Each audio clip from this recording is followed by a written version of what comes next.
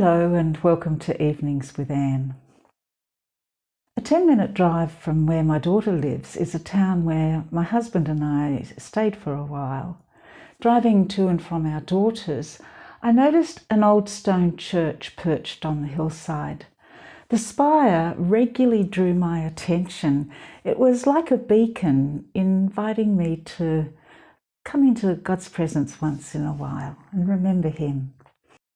Well, one day Dale and I walked to a park that happened to be very close to this stone church. We went into the park and found ourselves on a main path with a wooded area on one side. We chose to take a little path that wound its way through the wood. Suddenly, the thicket of trees ended and we were there in the back of the church grounds. But instead of delight, I experienced a deep sadness, more like grief. My eyes rested on a derelict church. It seemed this church had closed its doors many years ago. The stonework was crumbling. Roof slates had slipped and some had fallen on the ground. A large rusty chain with large padlock barred entry through a back door.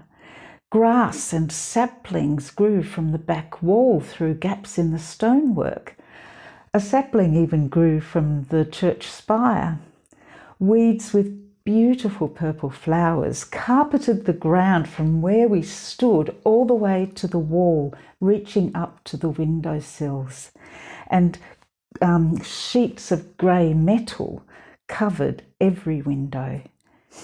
Tall oak trees bordered this property, their leafy branches extending toward the church.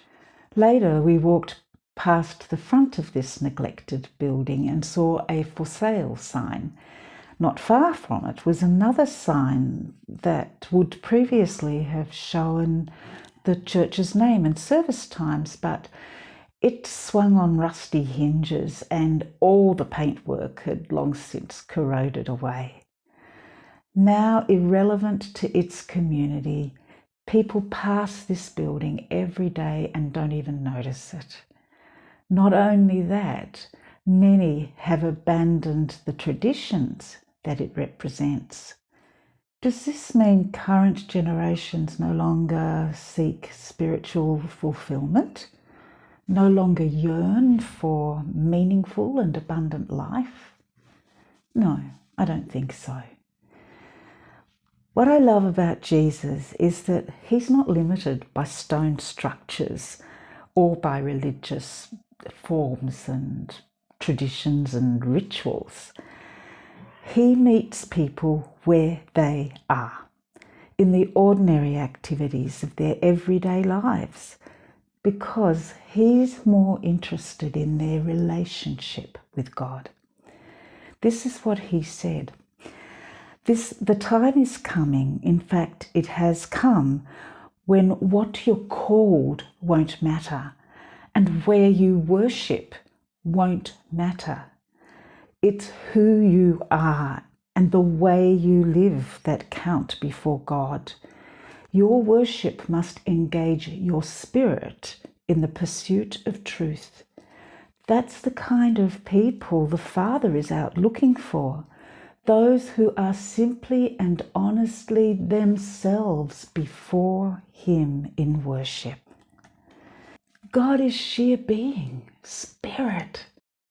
Those who worship Him must do it in their very being, their spirits, their true selves, in adoration.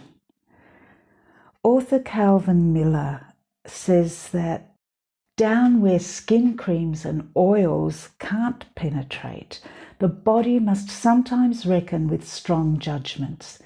Then the deep issues of life hold final sway over all things surface.